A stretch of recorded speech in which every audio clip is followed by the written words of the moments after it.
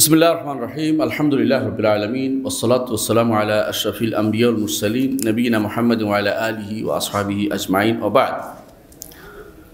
আজকে আমরা এমন একটি বিষয় আলোচনা করব যে বিষয়টি অতীব গুরুত্বপূর্ণ।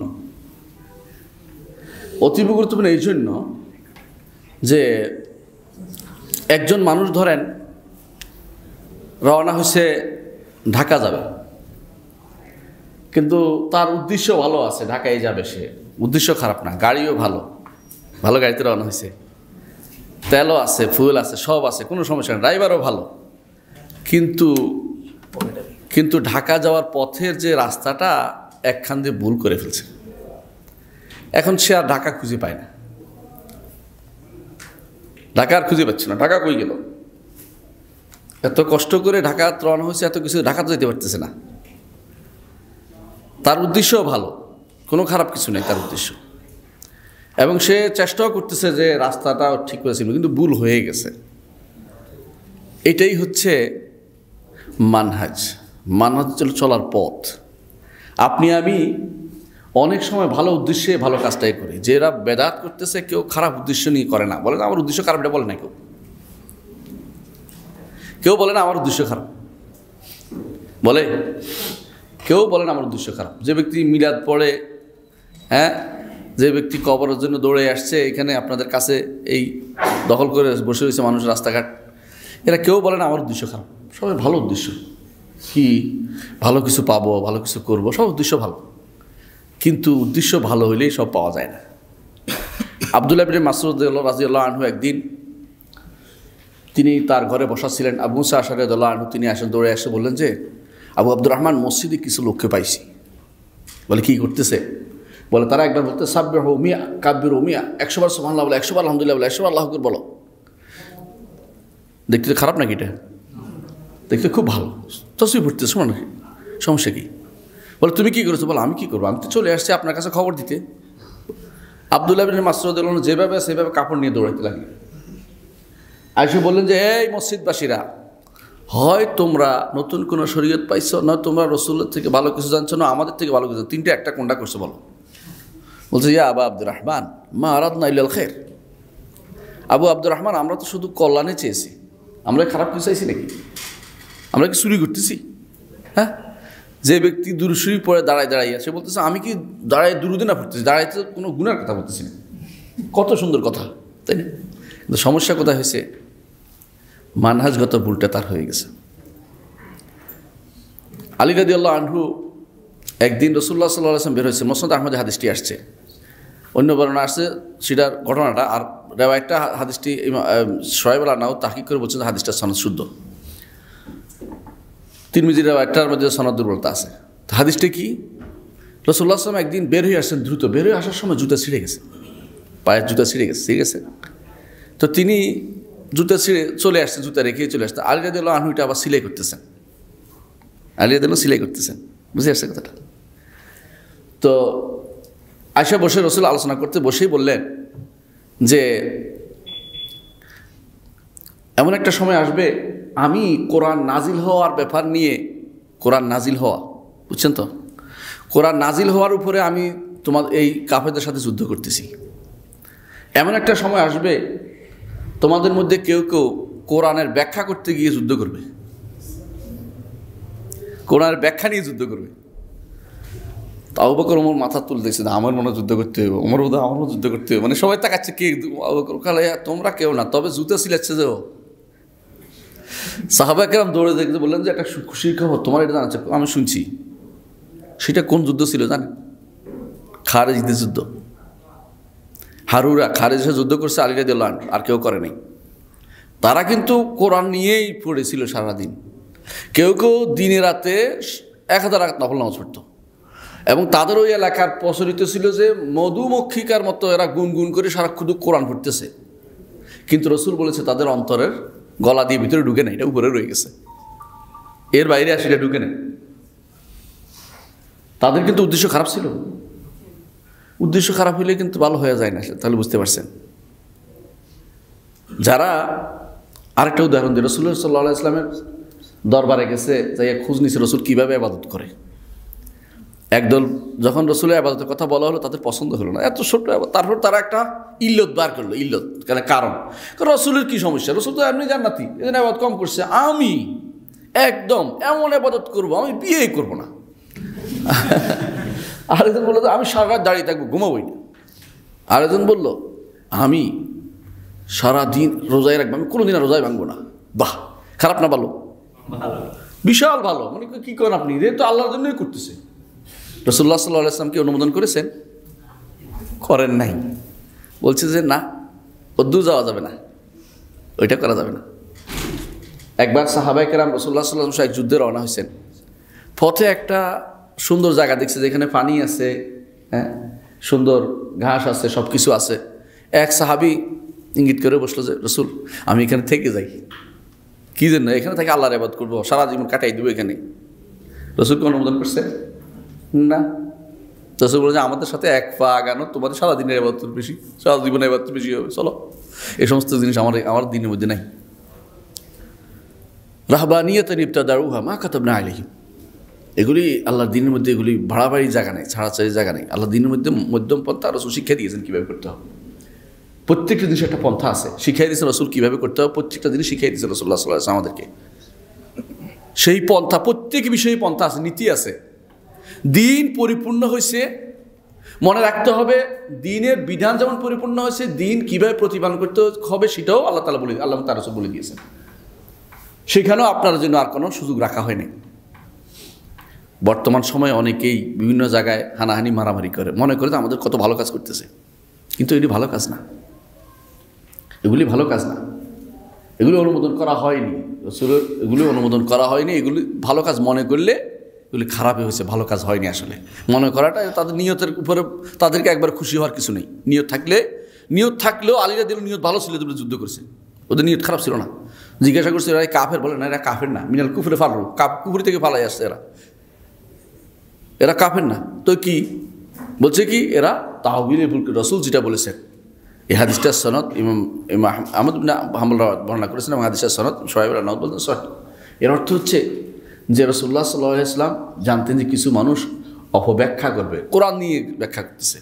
রসুল কোরআন প্রতিষ্ঠার জন্য যুদ্ধ করেছেন, আর এরা কোরআন অপব্যাখ্যা করার জন্য যুদ্ধ করতেছে। কেমন যুদ্ধ জানেন? এদের মধ্যে এক একজন এত বেশি দুর্ধর্ষ ছিল, মৃত্যুরা তাদের কাছে বেশি প্রিয় ছিল। বর্তমান সময়ে কিছু মানুষ আছে, তাদের কাছে মৃত্যু বেশি প্রিয়, মনে করে মরে গেলে বুঝি একটা কিছু হইল, কিন্তু কোথায় মরতেছে, রসুলের আদর্শের উপর মরতেছে কিনা এটা তাদের কোনো খবর নেই। এটা ওই সময় হয় যখন মানহাজ শুদ্ধ না, এটার নাম হচ্ছে মানহাজ। এতক্ষণ যা বললাম এইটার নাম হচ্ছে মানহাজ বা তরিকা বা পদ্ধতি। আল্লাহ রসুল সাল্লাল্লাহু আলাইহি ওয়াসাল্লাম প্রত্যেকটি জিনিসের মানহাজ বর্ণনা করেছেন। কোরআন এবং সুন্নাতে মানহাজ শব্দটি এসেছে, মানহাজ নাহাজ অর্থ আসছে, মিনহাজ অর্থ আসছে। এটার অর্থ হচ্ছে যে তরিকা বা পদ্ধতি অবশ্যই স্পষ্ট থাকবে, অস্পষ্ট কিছু আমাদের জন্য রাসূলুল্লাহ সাল্লাল্লাহু আলাইহি ওয়াসাল্লাম আমাদের রেখে যান নাই। এজন্য রাসূলুল্লাহ সাল্লাল্লাহু আলাইহি ওয়াসাল্লাম হাদিসে আসছে, সাহাবী বলতেছেন তারাকানা আলা তরি আলা না হিজাতি, তিনি আমাদেরকে প্রকাশ্য পথের উপর রেখে গেছেন। প্রকাশ্য পথটা কি? যেই প্রকাশ্য পথটা রয়ে গেছে এটা হচ্ছে আহলুস সুন্নাত ওয়াল জামাতের পথ। এটাই হচ্ছে আহলুল হাদিস ওয়াল আথারের পথ। যারা রসুলের অনুসরণ করেছিল, আথার অনুসরণ করে তারাই। এখন বলতে পারেন এতদিন পর্যন্ত আপনারা আকীদার কথা বলেন, এখন মানহাজ নিয়ে আসছেন কি জন্য, তাই না? এর মধ্যে পার্থক্য কি? আকীদা হচ্ছে একটা বিশ্বাসযোগ্যের অংশ, যেটা আমরা আজকে আলোচনা করেছি একটু আগে, তাই না? মানহাজ শুধু বিশ্বাস নয়, আমলের অংশ। আমল কিভাবে করতেছেন এটাও দেখা যায়। মানহাজ নিয়ন্ত্রণ করবে আকীদাকে, মানহাজ নিয়ন্ত্রণ করবে আমলকে, মানহাজ নিয়ন্ত্রণ করবে আপনার রাজনীতিকে, মানহাজ নিয়ন্ত্রণ আপনার চরিত্রকে, মানহাজ নিয়ন্ত্রণ করবে আরেকজনের উপর কথা বলবেন কিটা নিয়ন্ত্রণ করবে। যেই জিনিস দিয়ে সব কিছু নিয়ন্ত্রণ করা হচ্ছে ওটার নাম হচ্ছে মানহাজ। সলফে সালেহিনের পদ্ধতি, এটার নাম হচ্ছে মানহাজ। সলফে সালেহিন কাকে বলে? কাকে বলে সলফে সালেহিন? সাহাবায়ে কেরাম এবং তাদের সুন্দর অনুসারী। শেখ সালেহ আল ফাউজান রাহমাহুল্লাহ হাফিজাহুল্লাহ তিনি বলতেন যে তাদের সুন্দর অনুসারী, ওয়াল্লাযীনা তাবাউহুম বিইহসান। ইহসান বলছে কেন? সুন্দর অনুসারী, সব অনুসারী হলে কাজ হচ্ছে না। বিইতকান, যথাযথ মজবুতির সাথে তারা অনুসরণ করেছে। এরাই হচ্ছে আল্লাহ তাআলা শুধু অনুসরণের কথা বলে নাই সাহাবায়ে কেরাম। সাহাবায়ে কেরাম যারা অনুসরণ করেছে সুন্দর অনুসরণ করছে কিনা দেখো। সাহাবায়ে কেরাম যাদের জান্নাতের সুসংবাদ প্রাপ্ত মানুষ তারা, এবং রাসূলুল্লাহ সাল্লাল্লাহু আলাইহি ওয়াসাল্লামকে অনুসরণের ক্ষেত্রে সাহাবায়ে কেরামের কোনো বিকল্প নেই, কোনো বিকল্প নেই। কারণ তারা দেখিয়েছেন কিভাবে অনুসরণ করতে হবে, তারা দেখিয়েছেন কিভাবে অনুসরণ করতে হবে রাসূলুল্লাহ সাল্লাল্লাহু আলাইহি ওয়াসাল্লামকে। প্রত্যেকটি কাজে রাসূলকে অনুসরণ কিভাবে করতে হবে সাহাবায়ে কেরামকে আপনার নমুনা হিসেবে তুলে ধরতে হবে আপনাকে, যে এই কথার এই ব্যাখ্যা রাসূলের সাহাবীরা বুঝছে কিনা, আমি নতুন করে বুঝতেছি কিনা, এটা দেখতে হবে। সাহাবায়ে কেরামকে অনুসরণ হিসেবে তাদের সুন্দর অনুসরণ করছে কিনা এইটা আগে দেখতে। সুন্দর অনুসরণ হচ্ছে বেতকান, যথাযথভাবে তাদের কর্ম কাণ্ড পদ্ধতি সব মিল আছে কিনা, তাদের সাথে আমার মিল আছে কিনা, এটা দেখতে হবে আমাদেরকে। তাহলে আমরা সংক্ষেপে এটাই বলতে পারি যে যেই পদ্ধতিতে সাহাবায়ে কেরাম চলে গেছে, যেই পদ্ধতিতে ইমামরা চলে গেছে, শরীয়তের ইমামরা তাবেঈনরা যারা যথাযথ চলে গেছে, তাদের পথটা অনুসরণ করার নামই হচ্ছে, এরাই এই পদ্ধতিটা হচ্ছে আমাদের মানহাজ। তো এইখানেও আকীদার ক্ষেত্রেও দেখেন একটা মানহাজ আছে, আমাদের একটা নিয়ম আছে আকীদার ক্ষেত্রে। অনেকে ধরেন আকীদার এই যে যারা অনেকে বিশ্বাস করে যে আল্লাহর সিফাত আমি বিশ্বাস করলাম, খেয়াল করেন আল্লাহর সিফাত বিশ্বাস করি। আবার আজকে যেমন আমাকে একজন ফোন দিয়েছে, আমি যদি কোনো বলি আল্লাহ আরশের উপর উঠেছেন, তাহলে আল্লাহ তাআলা আরশ কি গায়ে লেগে আছে কিনা, চিন্তা করে দেখছেন কোথায় গেছে। সে গা বলছে, লেগে আছে বলছে, কথাগুলি বানাচ্ছে বসে বসে। এগুলি মানহাজ বিরোধী কথা। তার হয়তো আকীদা শুদ্ধ, চিন্তা করতেছে আকীদা তার শুদ্ধ আছে, কিন্তু মানহাজের গায়ে আকীদা অশুদ্ধ হয়ে গেছে। তো মানহাজ ভুল হয়ে যাইতে শেষ হয়ে যাচ্ছে। সে কিছু মানুষ আছে তার মনে করে সে শুদ্ধ আকীদার, কিন্তু সে জানে না, না জানার কারণে শেখ সালেহ ফাউজান এই জন্য বলতেছে বেশিরভাগ মানুষ দাবিদার হয়েছে সহি আকীদার, যে সহি আকীদার দাবিদার, আসহাবুল হাদিসের দাবিদার, কিন্তু ইলমের অভাব। কারণ সে বলতে বলতে ভুলের দিকে চলে যাচ্ছে, ভুলের দিকে চলে যাচ্ছে। যারা বলে, একটু আগে আপনাদেরকে আলোচনা শুনেছি আপনাদেরকে, যারা বলে সমাসীন, সমস্যাটা কোথায়? আসন গ্রহণ করেছে, এটা তো বলে নাই আল্লাহ। আল্লাহ ইস্তাওয়ার অর্থ করেছে কোরআন, এবং যদি কোনো কোরআনে কারিমে বহু জায়গায় ইস্তাওয়া আসছে, হাদিসেও আসছে, 7 জায়গায় কোরআনে কারিমে ইস্তাওয়া আসছে, তাই না? হাদিসেও আসছে। আপনি যদি সমস্ত অর্থ করেন, আমার রহমান আরশের উপর উঠেছেন বইটা আপনাদের কাছে আছে না? অনেকের কাছে আছে, দেখে নেবেন, কিন্তু আছে, বড় বই। ইস্তাওয়ার অর্থ তিনি বিশ্বাস করেন সহি আকীদা, কোনো সমস্যা নেই, কিন্তু বলতেছেন কি সমাসীন। ভুলটা কোথায়? বাস্তব ফিল্ডে যাই ভুল করেছেন, বাস্তব ফিল্ডে ভুল করেছেন, বাস্তব ফিল্ডে তিনি ভুলটা করেছেন। কারণ সমাসীন আসন গ্রহণ কথা আল্লাহ বলেন নাই। ইস্তাওয়ার অর্থ হচ্ছে 4টা: আলা, ওয়ারতাফা, সাআদা এবং ইস্তাকাররা। এর বাইরে আর কিছু নেই। ইবনুল কাইয়িম রাহমাতুল্লাহ আলাইহি 4টা উল্লেখ করেছেন তার নুনিয়ার মধ্যে, নুনিয়াত ইবনুল কাইয়িম। সাআদা অর্থ কি? সাআত উপরে ওঠা। আলা অর্থ কি? উপরে ওঠা। তারপরে আলা ওয়াস্তাকাররা, ইস্তাকাররা অর্থ উপরে থাকা। হলো কয়টা? হলো 4টা অর্থ হয়ে গেল। আলা ওয়াস্তাকাররা, সাআদা, ওয়ারতাফা, উপরে থাকা, 4টি অর্থ। এর বাইরে সবটি অর্থ উপরে থাকা, উপরে ওঠা। অন্য কোনো অর্থ নেই। আপনি এখানে বসতে পাচ্ছেন কোথায়? বসা পাচ্ছেন কোথায়?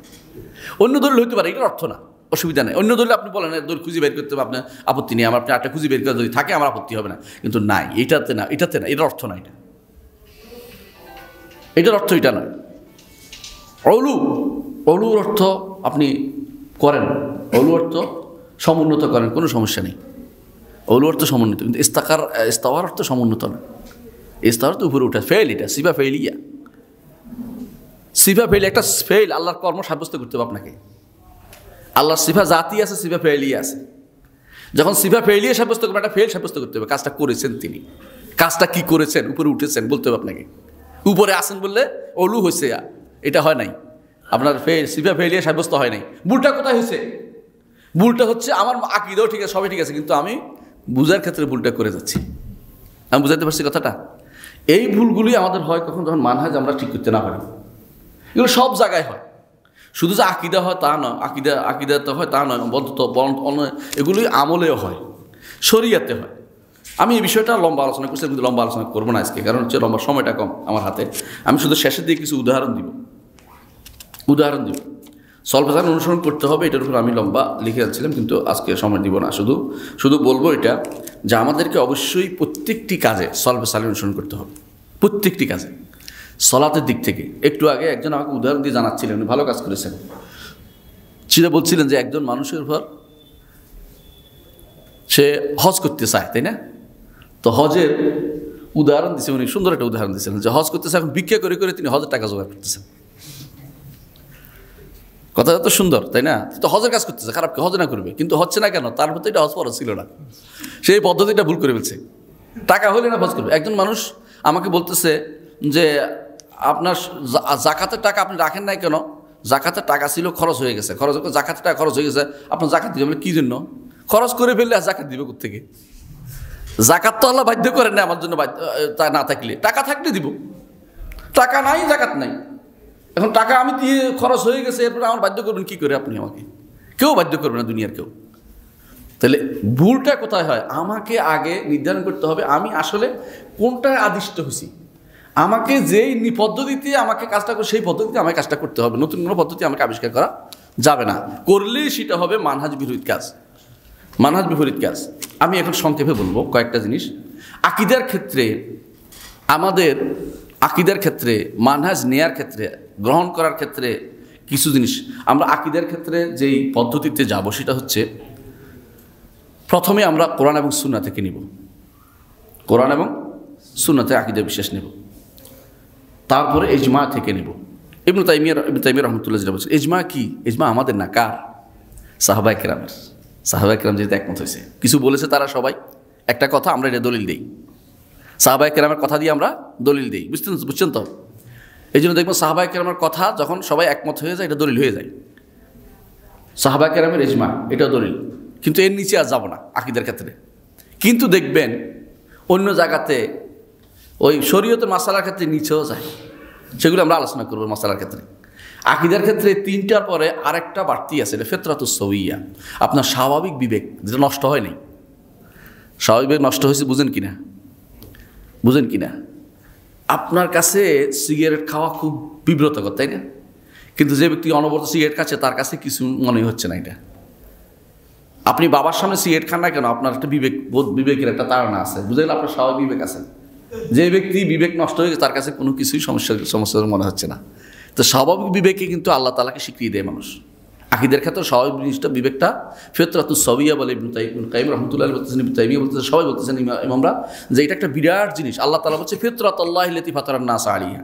আকীদা সেখান থেকে ফিতরাত সাব্যস্ত করে কি? আকীদা সেখানে সহযোগিতা করে। মূল সাব্যস্ত কোনটা করে? কোরআন এবং সুন্নাহ। আর বাকিটা কি করে? সহযোগিতা করে, বাকিটা সহযোগী। এগুলি কোনো আসল আকীদা সাব্যস্ত কখনো করে না। আরেকটা হচ্ছে আকলে সলিম, বিশুদ্ধ বিবেক। বিশুদ্ধ বিবেকও আপনাকে, বিশুদ্ধ বিবেক কেমনে বুঝবেন? বিবেক যদি নষ্ট হয়ে যায়, 2 আর 2 কত হয়? 5 হয়ে যায়, 5 হয়ে যায়। কিন্তু বিবেক যদি ঠিক থাকে, 2 2 4 হয়, 2 2 4 হয়। তো বিবেক শুদ্ধটা যদি থাকে তাহলে কখনো দেখবে না কোরআন এবং সুন্নাহর সাথে কোনো বিরোধ দেখবে না, সে শুদ্ধটাই দেখবে। এই জন্য আকীদা সাব্যস্তের ক্ষেত্রে, তাদের উৎসের ক্ষেত্রে তারা কিন্তু একমত। এটা উৎসগুলি আমরা উল্লেখ করলাম, সব জায়গায় উৎস এটা চলবে না। এখানে যেগুলো বলছি এগুলো সব আকীদার উৎস। আচ্ছা, সামনে আমি অন্যগুলো উল্লেখ করবো, তাড়াতাড়ি করে চলে যাবো ইনশাআল্লাহ। আকীদার ক্ষেত্রে দলিল নেওয়ার ক্ষেত্রে প্রথম কাজ, 3টা জিনিস অবশ্যই বাধ্যতামূলক। একটা হচ্ছে এই মানহাজের নিয়ম, মানহাজ আহলে সালাফ সালেহীন মানহাজ হচ্ছে কোরআন এবং সুন্নাহর, কোরআন এবং সুন্নাহকে বলে ওয়াহিয়াইন। কোরআন এবং সুন্নাহর নস আছে, যে ভাষ্য আছে, এগুলোকে 3টা কাজ, ঈমান আনতে হবে যেগুলো আল্লাহর পক্ষ থেকে আসছে। দ্বিতীয়, এগুলোকে মেনে নিতে হবে যা বলছে তা। 3 নম্বর, এগুলোকে সম্মান করতে হবে। কয়টা হলো? 3টা জিনিস। এই 3টা জিনিস প্রথম কাজ, সলফে সালেহীন এটা করতেন। এই পদ্ধতির বাইরে যাওয়া যাবে না, এই পদ্ধতির বাইরে যাওয়া যাবে না। যে ব্যক্তি বলে ইয়াদ যদি বলি আল্লাহর জন্য হাত সাব্যস্ত করি, তাহলে তো জারহা হয়ে গেল। জারহা মানে কি জানেন? মানে অঙ্গ হয়ে গেল। সে কি ঈমান আনছে? তাসলিম করছে? সম্মান করছে? করতে পারে নাই। সে যতই কথা বলুক, সে যখনই বলবে যদি এটা বলি, যদি যদি তাহলে তো এটা হয়ে গেল, বুঝবেন যে তার এখনো ঈমান আসে নাই, ঈমান আসে নাই, তাসলিম করেনি। সে এখনো আল্লাহ তাআলাকে যত সম্মান দিয়ে, আল্লাহ তাআলার নসুসকে সম্মান দিতে জানে নাই, রসুলের কথাকে সম্মান দিতে জানে নাই। রসুল বলছে আল্লাহ তাআলা নিকটতম আসমানে নেমে আসেন, তাই না? এখন আপনি বলেন তাহলে তো আরশ খালি হয়ে যায়। সমস্যাটা কোথায় গেছে? কারণ সে তো ঈমানটা ঠিক হয়নি তার। তার এখন সৃষ্টির উপরে ক্যাশ করছে সে, তাহলে বোঝা গেল তার ইমানটা ঠিকমতো হচ্ছে না, সলফেসারি মানহাজি বাইরে চলে গেছে সে।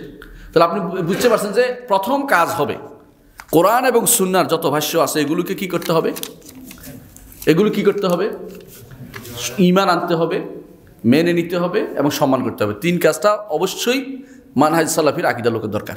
সালাফি মানহাজ সালাফির বাইরে থাকতে পারবে না। দ্বিতীয় নীতি, আমি একটা নীতি বর্ণনা করবো, বেশি সময় নিব না ইনশাআল্লাহ। দ্বিতীয় নীতি হচ্ছে একই বিষয়ে আসা আয়াত এবং হাদিসকে একসাথ করতে হবে।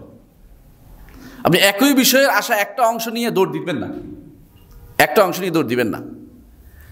আমরা এটা উদাহরণ দিয়েছিলাম একটু আগে, উদাহরণ দিয়েছিলাম মনে আছে? যারা বলে আল্লাহ তো বান্দার সাথে আছে, বলে না, সাথের উদাহরণ দিয়েছিলাম। তারা কি করে অর্ধেক নিছে, বাকিটা নেই নাই। কারণ আল্লাহ যেখানে যেখানে বলেছে সাথে আছে, এখানে বলেছে শেষে, কারণ আমি শুনি দেখি, ইন্নানি মাকুমা আসমার ও আরা। যেখানে যেখানে বলেছে যে আমি তোমাদের সাথে আছি, সেখানে বলেছে যে ওহুয়া মাকুম আইনামা কুনতুম আল্লাহু বিমা তা'মালুনা বাসীর, বলে দিছে। তো অর্ধেক নেওয়া যাবে না, অর্ধেক নেওয়া যাবে না, পূর্ণ একই বিষয়ে পূর্ণ জিনিস আনতে হবে।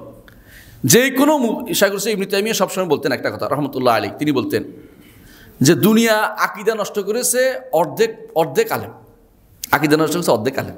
অর্ধেক আলেম বুঝেন, একটা পাইছি আর কোনো পড়বো না। যারা বলে কাদ জাআকুম মিনাল্লাহি নূরুন ওয়া কিতাবুম মুবিন, নূর আসছে, আল্লাহর রাসূল নূরের তৈরি পেয়ে গেছে।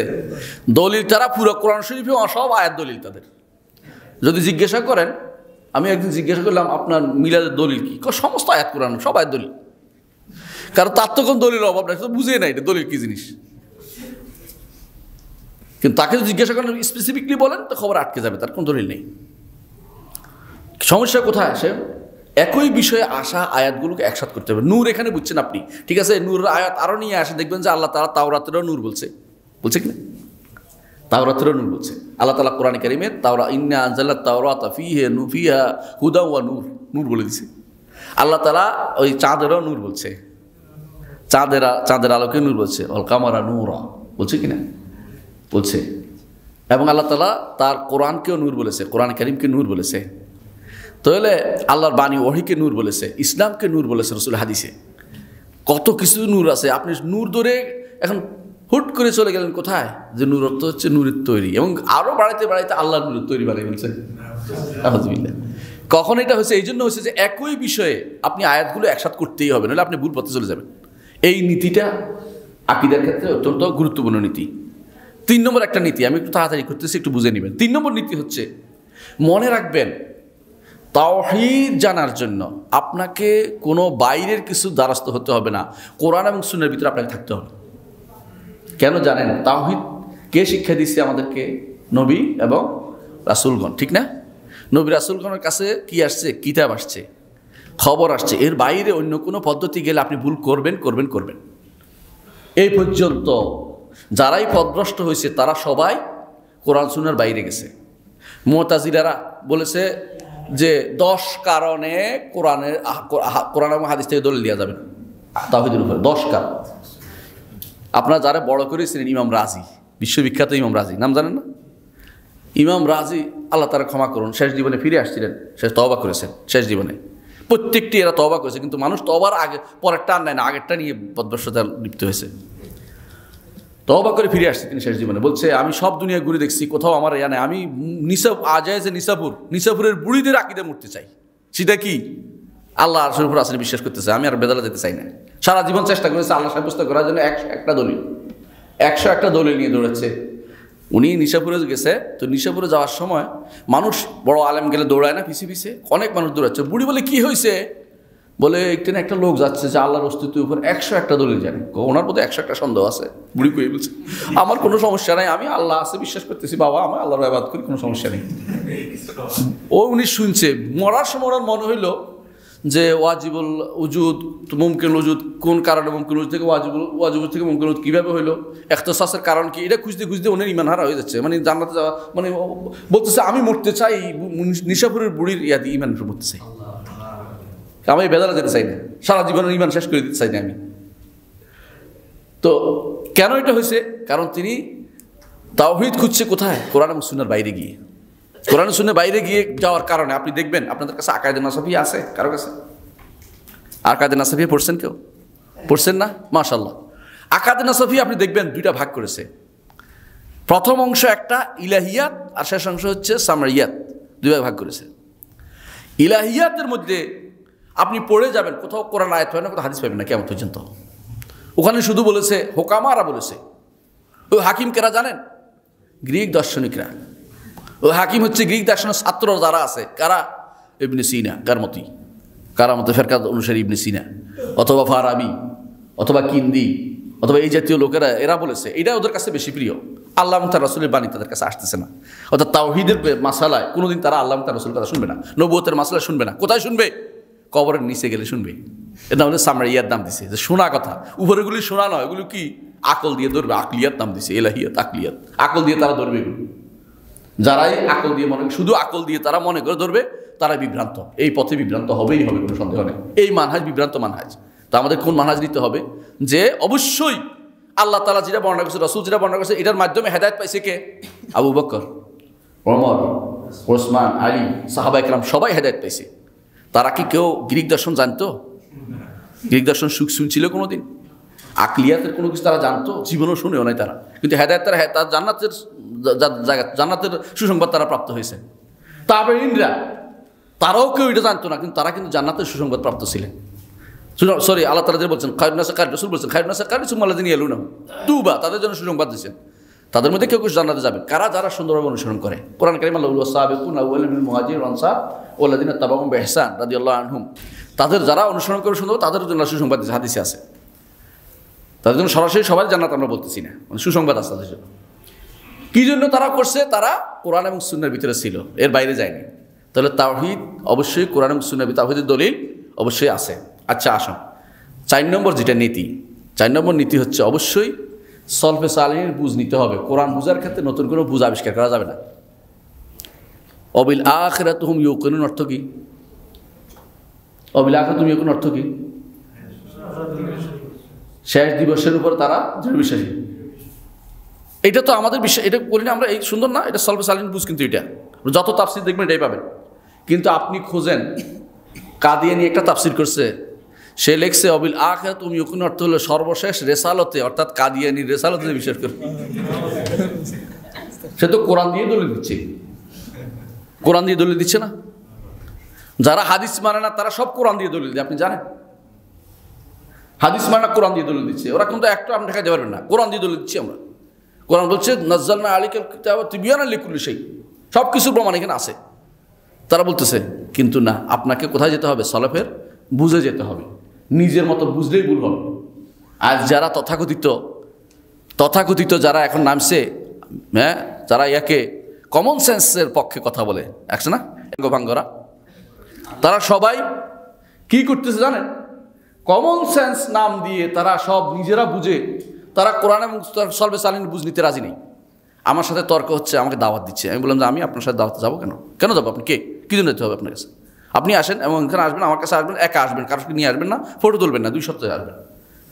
তো বলছে কেন আপনি এত রাগ করছেন? রাগ করছে এই জন্য আপনি যে কমন সেন্সের কথা বলেন, এটা তো শরীয়ত বলে না। আমাদেরকে সলফে সালিহিন অনুসরণ করতে হবে, আমরা সলফ থেকে বেশি বুঝতে পারি না। কত শয়তান দেখেন! এমনি তো ডাক্তার, জ্ঞানের তো নামগন্ধও নাই, সে সলফে সালিহিন থেকে বেশি বুঝে।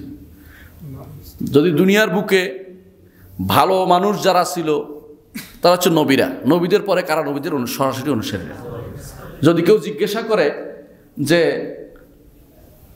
ঈসা আলাইহিসসালামের এদের শরীয়তের মধ্যে সবচেয়ে ভালো মানুষ বলবে, তারা ঈসার সাথে যারা ছিল হাওয়ারিরা, তাই না? হাওয়ারিরা বলবে। যদি মুসা আলাইহিসসালাম সম্পর্কে জিজ্ঞাসা করে বলবে যে মুসার সাথে যারা ছিল তারা, তাই তো? কিন্তু দেখেন আমাদের আমরাও বলি, এই জন্য আমরাও বলি ভালো কারা? সাহাবায়ে কেরাম, তাই না? কিন্তু যারা পথভ্রষ্ট তারা বলবে কারা? যে আমরা কম বুঝি নাকি? এরা সর্বপ্রথম রচনা করেছে কারা? এরা শিয়ার। প্রথম তারা আলাদা করে দিয়েছে সাহাবায়ে কেরাম সম্পর্কে, তারা আমাদেরকে আলাদা করে ডিটেচ করে দিয়েছে। তারপর শুরু হয়েছে মুতাজিলারা, তারপর এখন তাদের সেই ধারাবাহিকতা চলছে। এখন যারা পথভ্রষ্ট তারা সবাই এই মানহাজ থেকে দূরে সরে গেছে। 5 নম্বর নীতি হচ্ছে আকীদার ক্ষেত্রে, 5 নম্বর নীতি হচ্ছে যেই কোনো নস কোরআন এবং সুন্নাহর প্রকাশ্য অর্থ নিতে হবে, বাতিনি অর্থ বের করা যাবে না। প্রকাশ্য অর্থ বাতিন অর্থ বুঝেন কিনা? বাতিন অর্থ তাবিল করে। তাবিল কীভাবে করে? এই রাসূলুল্লাহ সাল্লাল্লাহু আলাইহি ওয়াসাল্লাম যেটা নিষেধ করেছেন ওইটা, ওই যে বলছে না যে আমি কোরআন মানুষের কাছে প্রচার করার জন্য যুদ্ধ করছি, আর একটা সময় আসবে এই যে জুতা সিলেছে ও কোরআনের তাবিল বন্ধ করার জন্য যুদ্ধ করবে। ওরা তাবিল করছে, দূরের তাবিল, যেটা সে বুঝে এটা ইনিল হুকমু ইল্লা লিল্লাহ, হুকুম আল্লাহর চলবে। কথা সুন্দর, উদ্দেশ্য কি? উদ্দেশ্য আরেকজনকে কাফের বানানো। যে মুআবিয়া রাদিয়াল্লাহু আনহু, আলী রাদিয়াল্লাহু আনহু, আমর ইবনে আস রাদিয়াল্লাহু আনহু এবং আবু মুসা আশআরী এরা যেহেতু এই আরেকজনকে বিচারক মানছে, কাফের হয়ে গেছে নাউযুবিল্লাহ, না বুঝার কারণে। তো এই বুঝের কারণে, এই না বুঝের কারণে তারা যেটা করছে এটা এই জন্য হয়েছে কারণ তারা প্রকাশ্য অর্থ নেয় নাই, নিজের মন মতো একটা বুঝ আবিষ্কার করেছে। তাদেরকে আমরা চ্যালেঞ্জ করেছি, ইবনে তাইমিয়া রহমান চ্যালেঞ্জ করেছেন যখন তিনি আকিদার ওয়াসতিয়া লিখছেন, তোমাদেরকে আমি চ্যালেঞ্জ করলাম, হামাওয়িয়া এবং আকিদা লেখার তিনি চ্যালেঞ্জ করেছেন, 3 বছর সময় দিলাম, আমি যা লিখেছি সলব থেকে সাহাবায়ে কেরাম থেকে এর বিরুদ্ধে একটা জিনিস নিয়ে আসো। 3 বছর কেন, বহু এই বছর পর্যন্ত তারা কেউ আনতে পারেনি। সবাই দাবি করে এটা হয়েছে, কিন্তু সিফাতের ক্ষেত্রে কোথাও কোনো সলব থেকে কোনো তাবিল এই পর্যন্ত কেউ আনতে পারে নাই। কারণ আনতেও পারবে না কিয়ামত পর্যন্ত, কারণ তারা করে নাই, আনবে কোত্থেকে, বানাইতে পারবে নাকি?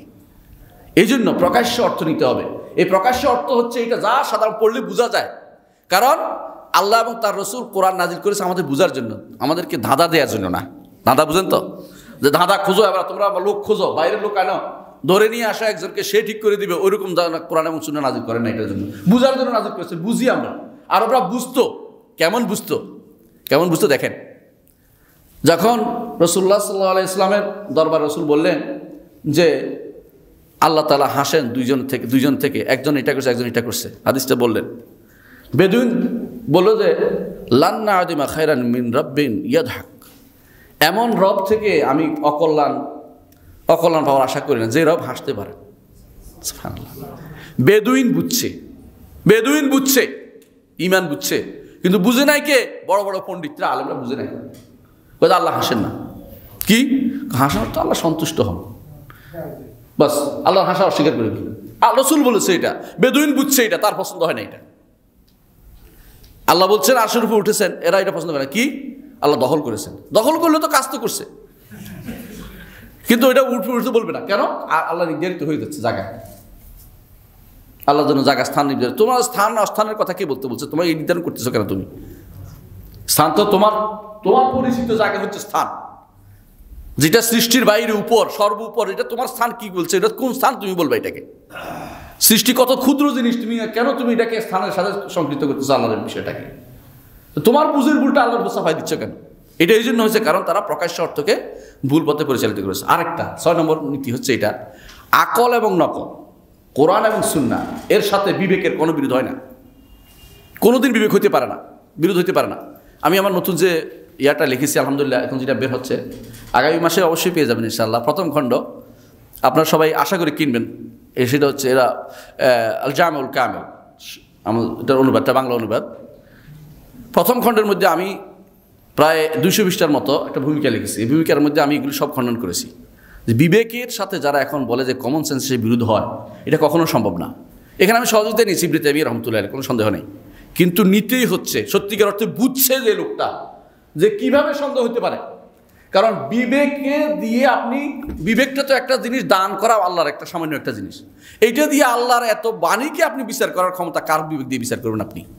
আপনি কি কার বিবেক দিয়ে বিচার করবেন? বিবেকের মধ্যে কত পার্থক্য আপনি জানেন? রিক্সাওয়ালা রাস্তার পাশে দাঁড়িয়ে পেশাব করতে পারে, আপনি পারবেন? আপনার বিবেকে জীবনও এখানে দাঁড়িয়ে পেশাব করতে পারবেন না, অসম্ভব জিনিস। থুতু বেলতে হলে আপনি খোঁজেন যে কোথায় কি আছে, ঠাস আছে, তাই না? কিন্তু যে ব্যক্তি সাধারণ মানুষ হক করে দিয়ে দিচ্ছে এক জায়গায়, কারণ তার বিবেকের কমতি আছে না? একজনে হাত পা এরকম করে অনবরত খাচ্ছে, আপনি বলেন যে না আমি খাওয়ার সময় সাবধানে খাই, কেউ দেখলে দাঁড়িতে পড়লে খারাপ দেখা যাবে, কত চিন্তা করে খান আপনি। বিবেক কত পার্থক্য একজন থেকে আরেকজন। কার বিবেক দিয়ে বিচার করবেন? আল্লাহর কোরআনকে, আল্লাহ রাসূল হাদিসকে। ওই বেটার বিবেক দিয়ে বিচার করবেন যে তার নিজেই পথভ্রষ্ট হয়ে আছে। গ্রিক দার্শনিকরা পথভ্রষ্ট কেন বলা হয়েছিল? তলেসকে, থলেস নাম শুনেছেন? থলেস হচ্ছে বলা হয় গ্রিক দর্শনের প্রথম ব্যক্তি, তারা থলেস বলে, ওকে থলেস আরবিতে বলে, এরিস্টটল না, এটা থলেস বলে এটাকে। তো থলেস তাকে বলা হয়েছে যে শুনছি ইব্রাহিম আসছে, নবী আসছে, তুমি কি দেখতে যাবে না? ইব্রাহিম যা বলে তা যদি কোনো আমার বিবেকে ধরে, তাহলে আমার বিবেক আছে। আর যদি বিবেকে না ধরে তাহলে আমি কেন শুনবো? এদের বিবেক কত খারাপ বুঝছেন? তারপরে হেরা যদি এরকম হয় তাহলে এদের অনুসারীরা কিরকম হবে? সুতরাং মনে রাখতে হবে, কখনো বিবেক এবং কোরআন সুন্নাহর মধ্যে কখনো কি না বিবেকের দ্বারা বিরোধ হইতে পারে না, এবং হয়নি এ পর্যন্ত। ইমাম শাফি রহমতুল্লাহের জন্য তাকে বলা হয় না আসলে সুন্নাহ, সুন্নাহর সাহায্যকারী। তিনি বলেছেন আমি দেখি নাই কোথাও, তিনি বলছেন এটা যে আমি দেখি নাই কোনো কোরআন এবং হাদিসের সাথে, কোনো সহিহ হাদিসের সাথে কোথাও কোনো দিন বিবেকের বিরোধ হয়েছে আমি দেখি নাই। কেউ দেখাইতে পারলে আমি উত্তর দিয়ে দিব। ইমামরা কি করেছেন? এটা কাজটাই করেছেন, লিখেছেন মুখতালাফুল হাদিস ইবনে কুতাইবা রাহমাতুল্লাহ আলাইহি। ইমাম তাহাবি লিখেছেন তাউইল মুশকিল হাদিস লিখেছেন। কেন লিখেছেন এগুলো? হ্যাঁ, কেন লিখেছেন? শরহ মুশকিল আসার লিখেছেন। কেন লিখেছেন শরহ মুশকিল আসার? কারণ বুঝেই দিয়েছেন যে এগুলো মিল আছে, তোমার কাছে ভুল মনে হইতে পারে হঠাৎ করে। বিবেকের কমতি থাকার কারণে তোমার কাছে মনে হচ্ছে একটা কন্ট্রাডিক্টরি নাই, আসলে তোমার বুঝের ভুল আছে। তাহলে যে জানে না সে যে জানে তার কাছে যাবে, এটা না করে তুমি বিরোধিতা করতেছো কেন? আজও দেখবেন অনেক মানুষ বিরোধিতা শুরু করে দেয় এটার কারণে। তার সমস্যা কোথায়? তার বুঝের ভুল। এই জন্য কবি বলতেছেন যে অনেক মানুষ আছে যে ভুল ধরে, অথচ ওয়াফাতুহু আলফাহামুসাকিমু, ভুল তার বুঝাটাই ভুল। ওই কোরআন এবং সুন্নাহর মধ্যে কোনো ভুল না, বা বিবেকের তার মধ্যে কোনো ভুল হইতে পারে না, কারণ দুইটাই আল্লাহর পক্ষ থেকে দেয়া। একটা বিরোধী হইতে পারে না, একটা সমর্থন করবে। বিবেক আল্লাহরা কি বলে জানেন? করে যে বিবেক দিয়ে তো চিনলাম আল্লাহরে, চিন্তা করে বিবেকের বিরুদ্ধে হয় কেমনে? এটার উদাহরণ দিচ্ছে ইবনে তাইমিয়া রাহমাতুল্লাহ, সুন্দর একটা উদাহরণ দিচ্ছে। এটা বলি আপনাদেরকে। আপনি এখানে যাবেন ডাক্তার দেখাবেন, তাই না? তো এক লোকের জিজ্ঞাসা করলেন, ভাই ডাক্তার এখানে ভালো ডাক্তারকে? ডাক্তার শুনছি ওই লোকটা ভালো, যান ওই ডাক্তারের কাছে যান, ওই ডাক্তার একটা ওষুধ দিল, লিখে দিল। আপনি ওই বেটার কাছে যাওয়ার সময় হ্যাঁ কী ওষুধ দিছে দেখি, দেখার বললেন যে এই ডাক্তার এই ওষুধ দিছে, এই ওষুধ আমি মানি না। এখন অবস্থা কি হয়েছে জানেন? এখন হয় আপনি ডাক্তারকে ভুল বলবেন, না এবারে শুদ্ধ বলবেন, ঠিক না? এখন যদি ডাক্তারকে শুদ্ধ বলেন, এবার আমি তো তোমার পথ দেখাইছি, তুই ডাক্তারকে শুদ্ধ বলিস কি করে? এটা কি মানবেন আপনি? বললেন পথ দেখানোর কারণের পরে তোমার আর কাম নাই, তুমি শেষ। তুমি তো আমার ডাক্তার প্রসিদ্ধ হলে পথটা দেখাইছো, এটা ঠিক আছে বুঝছি, কিন্তু এর বাকিটা তোমার দায়িত্ব না। ডাক্তার যে ডাক্তার লিখছে ওইটা সে বুঝে শুনে লিখছে, তুমি বিরোধিতা করার, তুমি এখন বিরোধিতা করার অধিকার রাখো না, কারণ তোমার দায়িত্ব হচ্ছে দেখাইছো। বিবেকের দায়িত্ব হচ্ছে কোরআন সুন্নাহ বুঝার ক্ষেত্র পর্যন্ত আমার নিয়ে দিছে, এরপরে কোরআন সুন্নাহ যেটা বলছে এটা আমাকে নিতে হবে। কোরআন সুন্নাহর বিরুদ্ধের সাথে সম্পর্ক নাই, কারণ এটা দেখাই দিছে, দেখানো কাজ শেষ। বিবেক দেখাইতে পারে, বিবেক কিন্তু পরিপূর্ণভাবে কোনো কিছু নির্ধারণ করতে পারে না, কারণ বিবেকের ক্ষমতা আল্লাহ তাআলা দিলে মানুষ বিবেক দিয়ে সব কিছু করতো, আর কোরআন হাদিস নাজিল হতো না। অথচ আল্লাহ তাআলা বলছে ওমা কুন্না মুআদ্দিবিনা হাত্তা নাবআসা রাসূলা, রাসূল না প্রেরণ করে কাউকে আমি শাস্তি দেই না। তাহলে বুঝতে পারছেন যে কোরআন এবং সুন্নাহর সাথে কখনো বিবেকের বিরোধ হয় না। যে ব্যক্তি বলছে সে মিথ্যা কথা বলছে, সে নিজে বুঝে না এটা হতে পারে, সে নিজে বুঝে এটা হতে পারে। 7 নম্বর হচ্ছে যে কখনো কখনো যে কোনো মাসালাতে আপনি যখন দেখবেন যে শব্দ এবং অর্থ একদিকে যাচ্ছে আর অর্থ আরেকদিকে যাচ্ছে, আপনি শব্দ অর্থ যেটা একদিকে যাচ্ছে সেই অর্থটা নেবেন। অর্থাৎ কোনো একটা শব্দ অর্থ দুইটা মিল আছে, এটা নেবেন। শুধু একটা অর্থের মিল দেখে ওটা নেবেন না, যে কোনো জায়গাতে। আকীদার ক্ষেত্রেও তাই। আপনি যখন দেখবেন ইয়াদ অর্থ হাত, তাই না? ইয়াদ আরবি ভাষায় হাতে বোঝায়, আবার অর্থ অন্য অনুবাদ করলেও হাতে বোঝায়। আবার ইয়াদ অর্থ যদি কোনো করি কুদরত, তাহলে আমাকে যাইতে হচ্ছে একটা অর্থের দিকে, শুধু শব্দের অর্থের দিকে আর থাকতেছে না। আপনাকে এখন ওইটাই নিতে হবে, ইয়াদ অর্থ হাতটাই নিতে হবে। আপনি ওই দূরেরটা নেবেন না, দূরেরটা শুধু একটা অর্থ মাত্র। অনেকগুলো দূরের অর্থ থেকে একটা অর্থ যেটা সহজ আছে এটা নিতে হবে। আমি সংক্ষেপ করছি লম্বা করার জন্য। 8 নম্বর হচ্ছে যে নীতিটা অবলম্বন করতে হবে, যেই জায়গায় আল্লাহ তার চুপ ছিলেন সেখানে চুপ থাকতে হবে। আকীদার ক্ষেত্রে আপনাকে চুপ থাকতে হবে, যেখানে বলছেন চুপ সেখানে চুপ, কারণ এর বাকিটা আপনাকে বলা হয় নাই। আরশের উপর উঠেছেন আল্লাহ বলেছেন, কিন্তু আল্লাহ বলেন না আরশের উপর উঠার পরে আমি কি করেছি, এটা করছি, এরপরে আরশ এটা বলেন না কিছু। তাহলে আপনাকে এরপরে আরশে লেগে আছে কিনা, আরশে তার ভিতরে জায়গা হয় কিনা, ওজন হয় কিনা, এই জাতীয় বাড়তি কথা বলার কোনো সুযোগ না, এখানে চুপ থাকতে হবে আপনাকে। অনেক মানুষ ওইটা গিয়েই বকবসটা হয়। ওইটা কেন করে? ওইটা নিজের উপর কেয়াস করে নিজের উপরে, মানে সৃষ্টির উপর কেয়াস করে। আর 9 নম্বর নীতি হচ্ছে আল্লাহ লা ইসমাতা ইল্লা মা আসামাহুল্লাহ, আল্লাহ তাআলা যেটাকে মাসুম বলেছেন এর বাইরে আর কেউ মাসুম নেই, নিরাপদ নেই। কারা এটা? আল্লাহ তার রাসূল সাল্লাল্লাহু আলাইহি ওয়াসাল্লাম ছাড়া কেউ মাসুম নয়। আকীদার ক্ষেত্রে এটা অবশ্যই আমাদেরকে মনে রাখতে হবে যে কখনো কোনো আকীদার ক্ষেত্রে এটা মনে রাখতেই হবে যে মাসুম শুধুমাত্র আকীদার ক্ষেত্রে, অন্য ক্ষেত্রে আসবে এটা। মাসুম একমাত্র হচ্ছে রাসূলুল্লাহ সাল্লাল্লাহু আলাইহি ওয়াসাল্লাম। কুল্লুন ইউখাযু মিন কাওলি ওয়া ইউরাদু ইল্লা সাহিব হাযাল কবর। এই কবরবাসী অর্থাৎ রাসূলুল্লাহ সাল্লাল্লাহু আলাইহি ওয়াসাল্লাম তিনি শুয়েছিলেন মদিনাতে যে জায়গায় এখন, সেখানে দেখাচ্ছেন ইমাম মালিক রহমতুল্লাহ আলাইহি সেখানে 10 দেন মসজিদ নববী। তিনি বলছেন এই কবরবাসী ব্যতীত, দেখাইয়া তিনি ব্যতীত সবার কথা নেওয়া যাবে এবং ছাড়া যাবে, কারণ তারটা মাসুম, তার কথার কোনো কি নাই, ভুল হইতে পারে না। তাহলে বুঝা যাচ্ছে ওয়াহি এবং ওয়াহির বাইরে মানুষের কথার কি হতে ভুল থাকতে পারে। সুতরাং নির্দ্বিধায় নিতে হবে, যেটাতে মাসুম সেটা নিতে হবে। এই নীতিগুলো আমরা অবশ্যই গ্রহণ করতে হবে। কিসের জায়গাতে? আকীদার ক্ষেত্রে এই নীতিগুলো। এইটাই হচ্ছে মানহাজুস সালাফ, এইটাই হচ্ছে মানহাজ। এটা আকীদার ক্ষেত্রে বলেছি। এবারে আসুন, সময়ের লম্বা আমি করবো না, দেখি শেষ করতে চেষ্টা করব।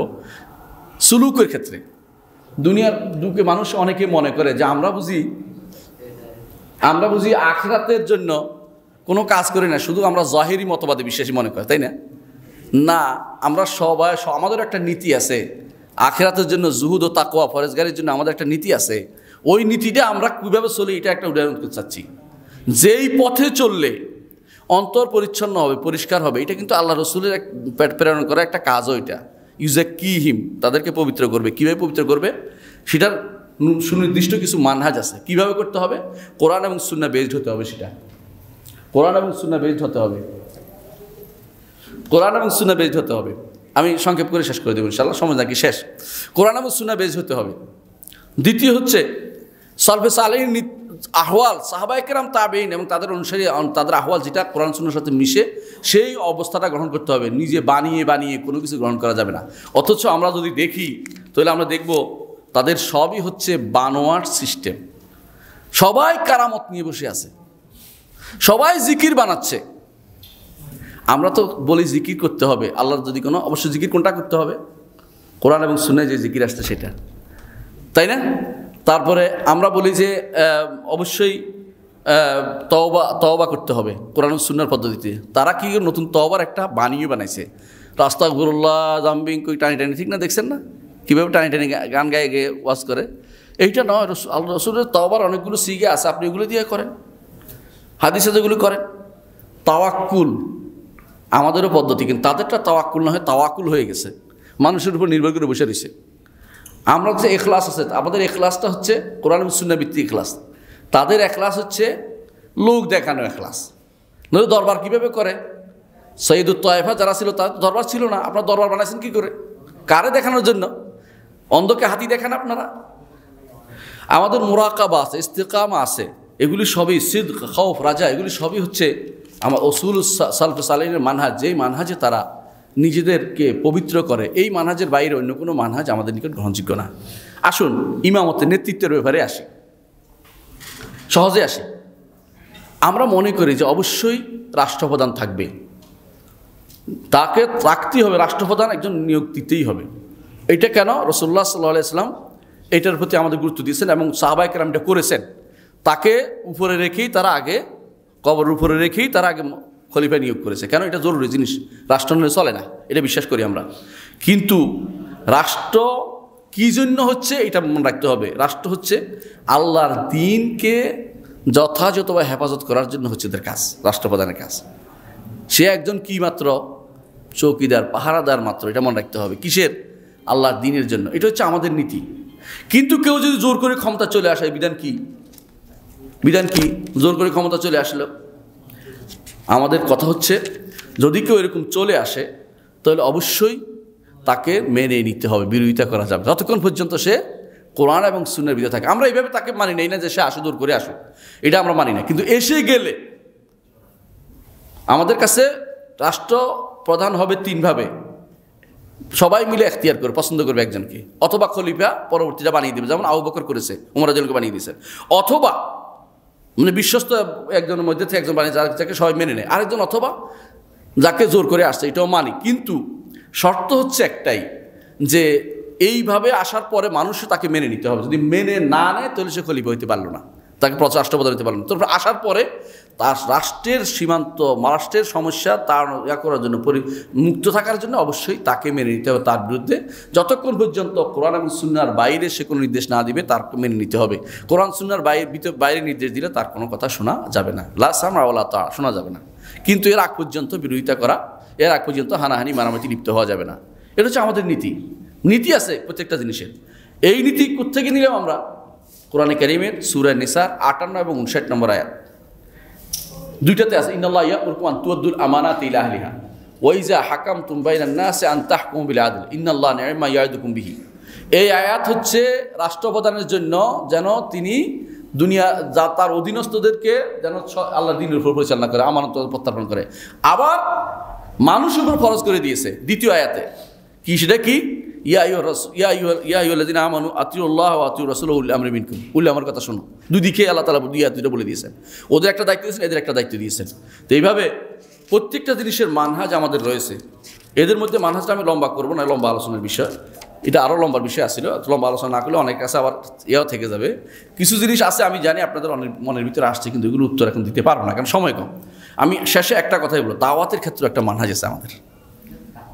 আল্লাহ এবং তার রসুল দাওয়াত, আল্লাহ রসুল দাওয়াত দিছে কিনা, সাহাবায়ে কেরাম দাওয়াত দিছে কিনা।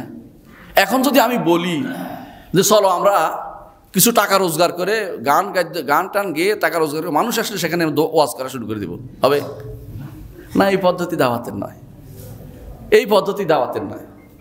কিছু মানুষ তো গানে গায়, ওয়াজের মধ্যে তো ওয়াজ মধ্যে গান গাওয়া, সারাক্ষণ গান গাইতেছে, এটা হলো ওয়াজ, এটা আওয়াজ, এটা গানের আসর। এই পদ্ধতিতে আর ওয়াজ করতে আমাদের বলা হয় নাই, এই পদ্ধতি দাওয়াত দিতে আমাদের বলা হয় নাই। নতুন এই পদ্ধতি গ্রহণযোগ্য না, এগুলি বেদাতি পদ্ধতি। বসে বসে গান বানায়, বসে বসে রাসূলুল্লাহর নাতিয়ে পড়ে, রাসূলুল্লাহর নাতিয়ে সাহাবায়ে কেরাম এভাবে পড়ছে না কোন দিন দাওয়াতের ক্ষেত্রে? এটা ব্যক্তিগতভাবে কেউ যদি কোনো তার মনে হয় যে কবিতা লিখছে, রসুল পছন্দ করছে, এটা আলাদা কথা। এটার সাথে দাওয়াতের সম্পর্ক কি? দাওয়াতের যে সম্পর্ক, এটার সাথে অভিজ্ঞতা নেই। এখন দাওয়াত হয়ে গেছে গান গাওয়া, ওয়াজ হয়ে গেছে গান গাওয়া। কে কত বড় গান গাইতে পারে? তা সুরের একটা খেলা, সুরের খেলা কখনো দাওয়াতের অংশ ছিল না। মানুষকে বুঝাতে হবে, বুঝেই তাকে দিনের পর দাওয়াত দিতে হবে। সেটা একটা ভুল পদ্ধতিতে দাওয়াত দেওয়া হচ্ছে, এই পদ্ধতি কখনো গ্রহণযোগ্য না। আসুন আরেকটা জিনিস, জ্ঞানের উৎস যেটা বলা হচ্ছে, জ্ঞানের উৎসের ক্ষেত্রেও সলবে সালানের কিছু নীতি আছে, সলাফদের নীতি আছে, মানহাজ আছে। জ্ঞানের উৎস কোত্থেকে নিতে হবে, জ্ঞান কি, কোনটা আসলে জ্ঞান, কোনটা জ্ঞান নয়, এটার উপরে বিস্তারিত লম্বা আলোচনার বিষয় আছে। সেগুলো ইনশাআল্লাহ আমরা আরেকদিন কোন আলোচনা করবো। শরীয়র ক্ষেত্রে আমি সংক্ষেপ করছি, কয়েক মিনিটের শেষ করবো, 1 মিনিটের মধ্যে, 2 মিনিটের মধ্যে। শরীয়তের ক্ষেত্রে কিছু নীতি আছে ইসলামের। এখানে কিন্তু দেখেন কোরআন সুন্নাহ ইজমার সাথে কিয়াসও আছে। কিয়াস নাই কথাটা ঠিক নয়, তবে কিয়াস হচ্ছে আল মুস্তামবাতু মিনাল কোরআন ওয়াস সুন্নাহ, বাড়তি কিয়াস না, কোরআন সুন্নাহ থেকে যেটা নেবেন সেটা।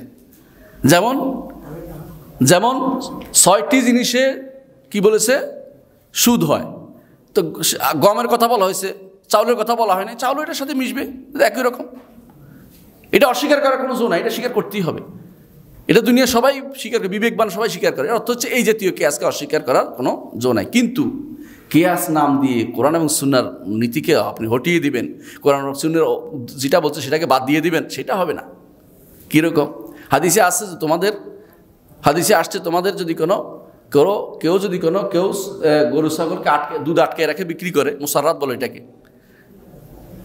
সে যদি এইভাবে আটকে রাখে বিক্রি করে, সে ফেরত দিতে পারবে। তবে যেহেতু দুধ দোয়াইছে, খাইছে, ওইটার বিপরীতে 100 খেজুর দিতে হবে। আপনার মনে হয় না হাদিসে নেবেন না, এইটা হতে পারবে না। আপনার হাদিস নিতে হবে, যেখানে কিয়াস ওই সময় হবে সেখানে কি নাই, হাদিস নাই, কোরআন নাই, সেখানে শুধু কিয়াস হবে। যেখানে এগুলি আছে সেখানে কোনো কিয়াস চলবে না। এটা হচ্ছে সলবে সালের নীতি। কিন্তু আপনি সব জায়গায় কিয়াস করবেন, এটা কিন্তু নীতি না। এর বাইরেও কিছু জিনিস আছে সালাফরা সেগুলি ব্যবহার করেছেন, প্রয়োজনে ব্যবহার করেছেন। সাদ্দুজ্জারায় ব্যবহার করেছেন, সাদ্দুজ্জারায় যেমন সৌদি আরবে অনেক ব্যবহার করে। কি, এখানে গেলে শিরিক করবে, এখানে যাওয়াই নিষেধ, তারা ব্যবহার করে। ঠিক, শিরিক করতে পারে, করা দেখা যায় বাস্তবে এটা। যে এগুলি কিন্তু শরিয়ার ক্ষেত্রে এগুলি খুবই গুরুত্বের সাথে নেওয়া হয়। আমি শুধু কটা উদাহরণ দিলাম মাত্র। আবার এই জাতীয় অবস্থাগুলো এত বেশি গুরুত্বপূর্ণ যে আমরা অল্প সময় আসলে এটা আলোচনা করার বিষয় না। আমি শুধু এটা উদাহরণ দিচ্ছি এই জন্য, মানহাজটা বেশি গুরুত্ব। মানহাজ নিয়ন্ত্রণ করে আপনাকে, আপনার আকীদা নিয়ন্ত্রণ করে, বিশ্বাস নিয়ন্ত্রণ করে, আকীদা বিশ্বাস। মানহাজ আপনার আমল নিয়ন্ত্রণ করে। আপনি কি সুন্নাহ পথে যাচ্ছেন না সুন্নাহর বাইরে চলে যাচ্ছেন? আপনি কি মানহাজ নিয়ন্ত্রণ করে আপনার রাজনীতি নিয়ন্ত্রণ করে। আপনি রাজনীতি করে রাস্তা আটকাই দিচ্ছেন কিনা, মানুষের গাড়ি ভাঙতেছেন কিনা এর নাম দিয়ে, এটা যেমনি তেমনি ক্ষমতা চাইতে পারলে আমি সব হালাল করে ফেলবো, এই জাতীয় সিস্টেম তো ইসলামে নাই। আপনাকে রাজনীতি করে ক্ষমতা যাওয়া বাধ্য করা হয়নি। যদি কেউ যায় তার বিরুদ্ধে আপনাকে লাগতে বলা হয় নাই। আপনি আপনার দায়িত্ব আদায় করে যান, ইনশাআল্লাহ যে যাক আল্লাহ তাকে যাক ক্ষমতা দিয়ে সে যাক, সমস্যা নেই। কেউ যদি যেতে পারে তার বিরুদ্ধে আমরা করতেছি না, যাক। কিন্তু এরপরে কী কাজ সেটা আগে ঠিক করতে হবে। আপনি যাওয়ার পরে কী করবেন এটা বলেন। যাওয়ার পর কোরআন সুন্নাহ মতো চলবেন তো? না হলে আপনার সমর্থন আমরা করবো না কোরআন সুন্নাহর বাইরে চলে গেলে। সেটা মানহাজি, এটা হলো মানহাজির কথাবার্তা। কিন্তু ধরেন আপনি এখন চিন্তা ভাবনা করছেন শুধু কেবল কিছু মানুষ আছে যারা নিজেদেরকে এখন অনেকেই জিহাদ নিয়ে আসে। আপনি একটু চিন্তা করেন, জিহাদ ইসলামের কয় নম্বর রকম, ইমানের কয় নম্বর রকম? হ্যাঁ, রোকনের বাইরে। আপনি চিন্তা করে দেখছেন, রোকনের বাইরে, কোনো সন্দেহ নাই, এটা অবশ্যই রোকনের বাইরে। সর্বোচ্চ শৃঙ্গ বলা হয়েছে উপরে উঠার জন্য। ওইটা যদি করতে পারেন আলহামদুলিল্লাহ, বিরাট নিয়ামত, কোনো সন্দেহ নেই। কিন্তু আপনি এটাকে নিয়ে আসছেন কোথায়?